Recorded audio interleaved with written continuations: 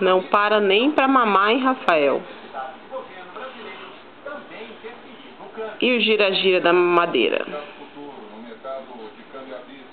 Ainda no regime de câmbio flutuante, eu acho que o governo deve e pode fazer isso. Porque defender a moeda, o valor da moeda, é uma das obrigações do Banco Central em vários países do mundo e deveria ser igual aqui no Brasil. Infelizmente, não há uma resposta certa, não há uma posição única.